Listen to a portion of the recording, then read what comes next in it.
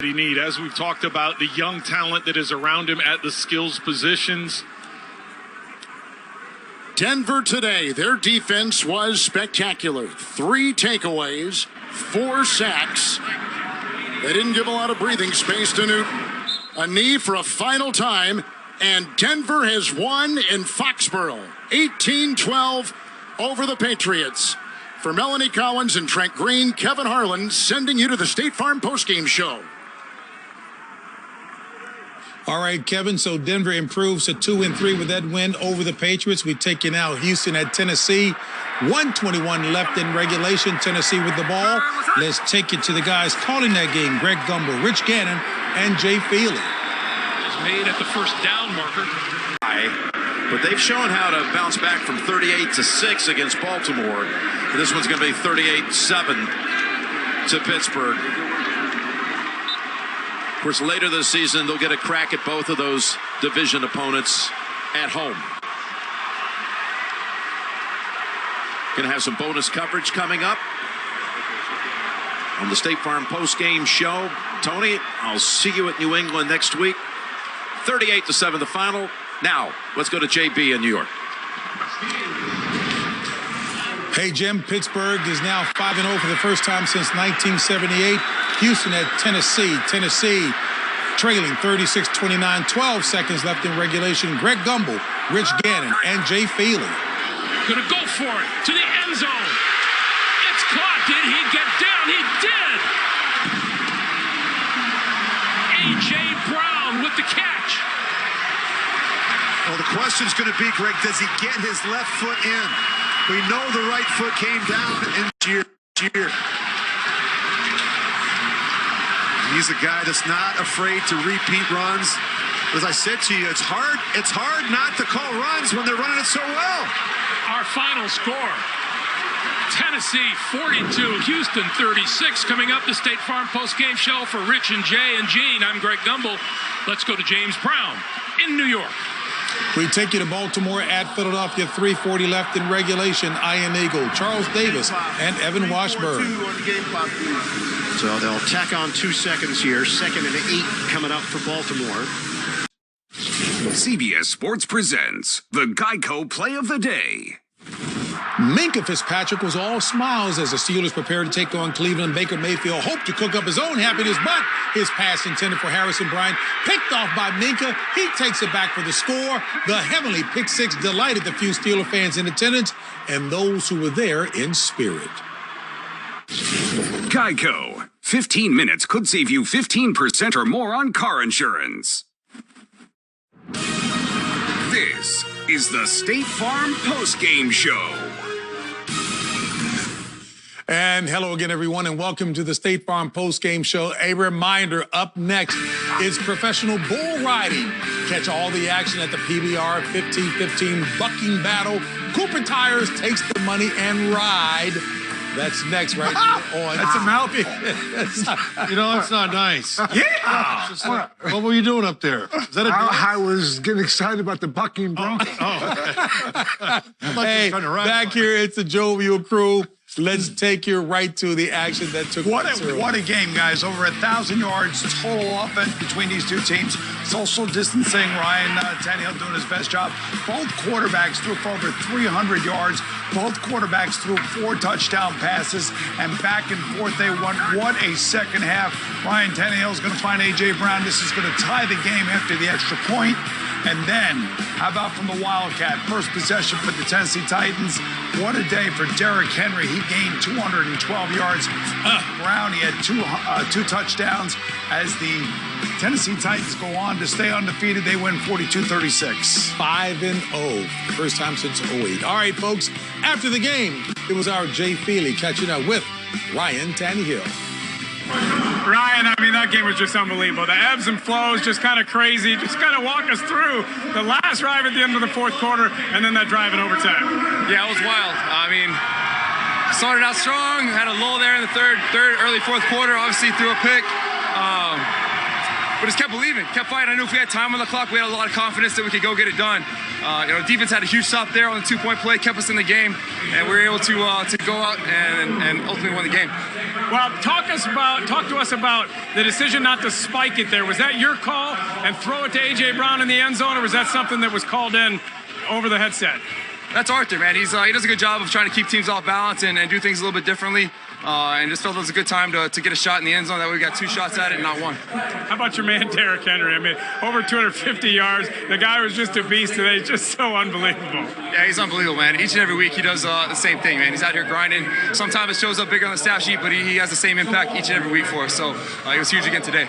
Well, you're still undefeated. You get to roll forward. You're one of the hottest teams. I got your boy up here. You want to say anything to him? What's up, Steele? I love you, buddy. Nothing better than having your kids down in the field, right? Yeah, no doubt. Good luck, man. Take care. Thank you. All right, great job by Ryan Tannehill as he high-fives his son going into the locker room. You talk about perseverance and excitement. That's exactly what he has brought to the Titans. How about this game? What an offensive showdown between Joe Burrow and Phillip Rivers. Phillip Rivers right here. He's going to find Jack Doyle for their first lead of the game. Unfortunately for Joe Burrow, rookie mistake. That's one lurk. Safety reads his eyes, come down, picks him off. 31-27. Colts go to 4-2. Over 800 yards of total offense in this game. And for Phillip Rivers, 371 yards and 3 TDs. A nice bounce-back game after last week's defeat to the hands of the Cleveland Browns. No doubt about it. Earlier in the show, you said a rhetorical question, if you will. What's the Titans' weakness? And they don't have one. You look at Tannehill, the way he's playing. Derrick Henry is an absolute beast. They put up numbers in the air. Ferguson, the tight end, was balling. A.J. Brown now back in the lineup. Corey Davis didn't even play in this game. Nope. Humphreys gets in the end zone. This offense, I don't believe, gets enough credit that they deserve. And I absolutely agree with you because they can play any kind of game. You sit there and you would think that this is a team that you get behind, but they're more of a get in front and pound the ball and eat up the clock. But if you have to get in a wide open shootout game, these guys can play it. They can do that too. They can do that too. So, I mean, I agree with you. I mean, Phil, this team, offensive line, running back, receivers, quarterback. Oh, good. It's Let me remember this moment he agreed with me. I got to remember that. That was good. But, listen, they do have a weakness. It's on the defensive side. I mean, They got blown up by Deshaun Watson today, and they were very fortunate they played one of the worst defenses in the NFL, the Houston Texans. But so what? You take advantage of the situation. They did once again. Deshaun Watson is a bit of a magician. Back with more State Farm postgame show after this.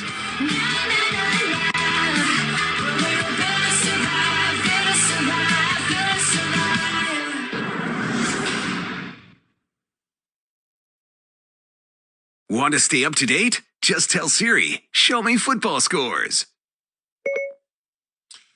Saturday, the SEC on CBS features another tough matchup for Alabama when the second-ranked Crimson Tide go on the road to Knoxville, taking on Tennessee.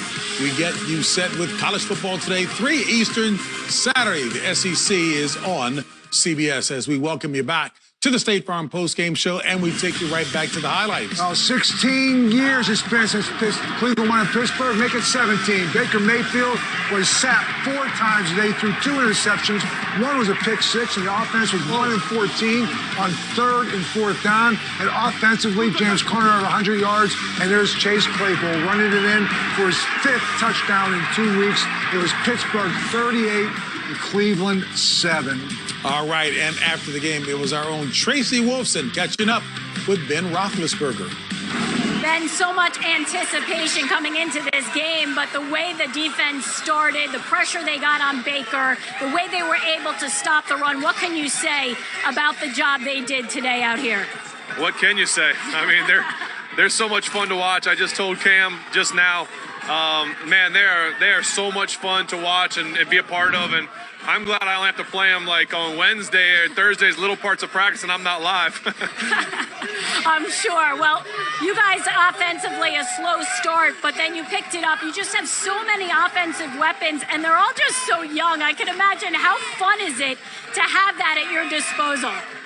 Yeah, it was a slow start for us. We kind of got a little bit, we ran, trying to throw the ball. They got after. Give them credit. It's a good defense. We knew it coming in. We kind of changed the tempo up, went to some no huddle, and I was able to, get James involved with some deep passes, and I'm just proud of him. I'm glad he got a touchdown. It was awesome. 5-0 on the season. I see a football tucked under your arm. Is that anything you're going to save for someone special? Nah, I don't know. This is the first game I haven't actually taken a knee at the end of a game. And so it just feels like it could be something special. Appreciate it. Well, good All right, luck. Tracy. Thanks a lot. Thanks. Appreciate it. All right, let's go to the Battle of the Birds. Ravens, Eagles, Lamar Jackson. What is he going to do? He's going to keep it himself. This right here is a 37-yard touchdown. At this point, the score would be 24-6. It seems like the Ravens were in control, but the Philadelphia Eagles would come back fourth quarter now. Carson Wentz, he keeps it. The score 30-28, and they would need 2 points to tie this up. Carson Wentz decides to keep it again, and he is stuffed. Matthew Judon failed two-point conversion. The Ravens, they would creep away with this one at the end after controlling it pretty much the rest of the game. And here's the thing. They are now 5-1. The other two times they were 5-1, year 2000, 2012, that's when they won the Super Bowl, Coach. Okay. You know, say whatever you want about Carson Wentz, man. That guy just plays all the way through 4 quarters and gives his team a chance to win. Not a lot of help around him, but he played hard today. The other thing, too, I will say, is that, you know, the only downer from the Pittsburgh standpoint is maybe the injury to Devin Bush. Yeah. And it sounds like it's serious. It sounds like it's a knee injury. He's going to have an MRI. And next week, we have them at Tennessee right here at CBS. Let me say, Carson Wentz, you asked me at halftime of their game, what can they do? Well, they winced the Baltimore Ravens, and they stayed in there. Really courageous. For Pittsburgh, probably the best defensive effort I've seen them play all year long. And Cleveland couldn't run it. Baker couldn't get outside the pocket. No chance all day. I think the bottom line is the AFC North is still going to come down to Baltimore and Pittsburgh. And when those two get together, there's a physicality that's going to take place. The dude doesn't make mistakes, and we see it every year. And I think we're heading back down that same path. Phil said the drills that Carson Wentz's parents put him through in the backyard must have been tough. The State Farm postgame show continues.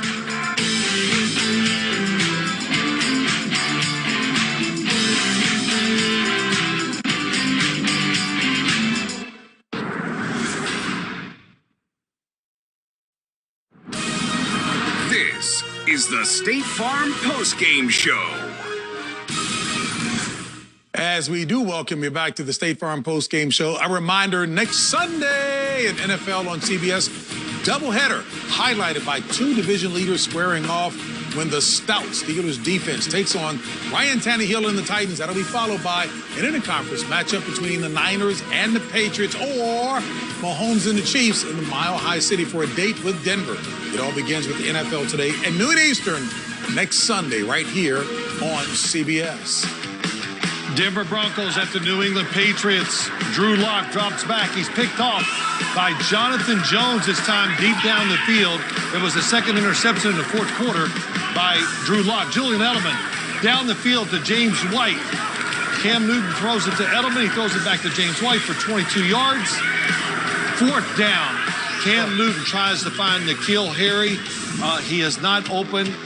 Denver finds a way to hang on and wins 18-12. You know, first time since 2001 that the Patriots have been under 500 in their first 5 games.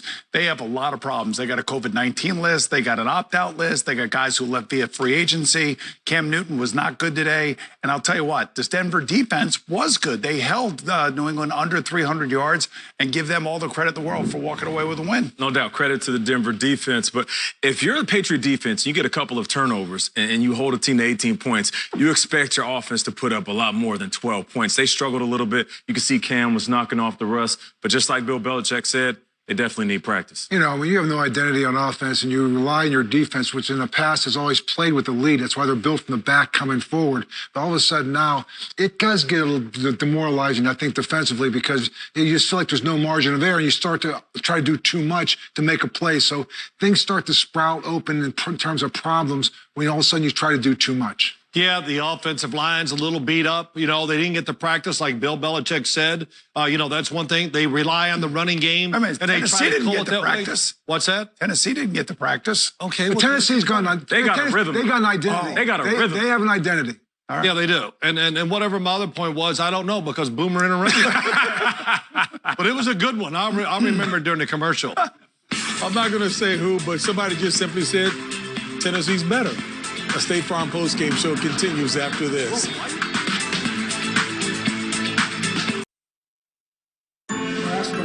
Tonight on CBS begins with 60 Minutes and an interview with Vladimir Putin's main rival, who is recovering from being poisoned. Then it's the CBS Sunday night movies that is. Ferris Bueller's Day Off. That's tonight on Ferris CBS. Bueller's Day Off, really? Bueller. All right, Lions, Jags, battle of the cats. All right, that was my cat noise right there. You like that? Was good. All right, DeAndre Swift, he gets in 6 yards for the TD. The Lions, they win this one easy, 34-16. How about Panthers? But there was a little small meow down there because it was all Chicago Bears. The defense created 4 sacks, 3 takeaways, and there's that touchdown to Clement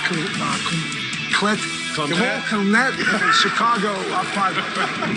That's the Falcons and the Vikings. We're working on it, Boomer, both of us. That's when you wanted to throw away the Falcons. Hey, here they back and do something like this and totally redeem themselves. The Falcons, they win this one 40-23. Well, JB, I don't know who I'm working with here, but the Washington football team at the New York Giants. Washington scores a touchdown here at the end of the game, but the 2-point conversion from Kyle Allen to Terry McLaurin is no good. They went for 2 in the win. I wouldn't have done it. I'd have kicked the extra point and gone into overtime, but the Giants get their first victory, and good for them. All right, and you heard Boomer talk about the injury. Let's go to our guy, the NFL Today insider. That will be Jason Lockenfor for more. Hello, Jason. JB, unfortunately, the initial prognosis for Devin Bush is a torn ACL. He will get an MRI tonight to confirm that. There's some hope. There's always hope that maybe the MRI shows something else, but not looking good right now, guys. Jason, thank you for the specifics on that. Then, so let's wrap up thoughts for the day, starting with you, Boomer. You know what? The Tennessee Titans, all I can say is that, man, they got it going on. They got the zing, whatever you want to call it, and Ryan Tannehill is having a great season. Yeah, I got to give love to the Chicago Bears.